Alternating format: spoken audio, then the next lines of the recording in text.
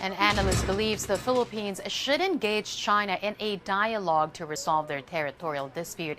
Caroline Howard reports.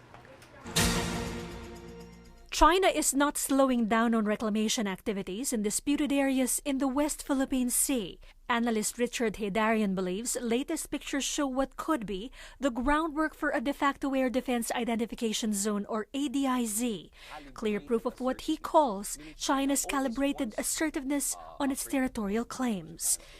The concern down the road is that as China establishes advanced military garrisons and airstrips, down the road China may even deploy missile battery systems and surveillance. If China imposes an ADIZ, and if China conducts more and more patrols, air and naval patrols and paramilitary patrols, it will be able to drive other countries out of other features that they control.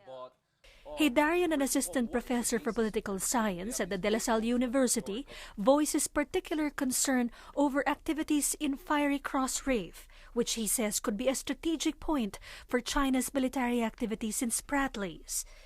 Fiery Cross could become the command and control center for China's activities in Spratlys. So the threat down the road is as China builds military garrisons there and militarizes the conflict, it will be in a position down the road to actually even choke off the supply lines of other countries who occupy other features. Heydarian notes China's accelerated construction may be intended to leave the Philippines with no choice ahead of the arbitral tribunal's decision on the Philippines' diplomatic protest against China. He adds China is anticipating a shift in America's international policy with an upcoming change in leadership.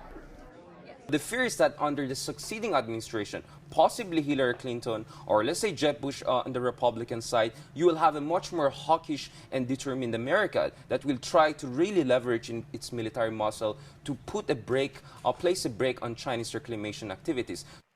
Heydarian, who details the Philippines' balancing act with China in his book Asia's New Battlefield, U.S., China and the Struggle for Western Pacific, says the Philippines should take the cue from Japan and Vietnam and engage China in high-level security dialogues to make sure the disputes will not spin out of control. He also notes it should pursue other tracks to break the diplomatic impasse. We have nothing comparable to that. So my fear is we have not been engaging China as much as we should have. We have to pressure our partners, particularly the United States, to preemptively declare any declaration of an ADIZ in the South China as non-acceptable.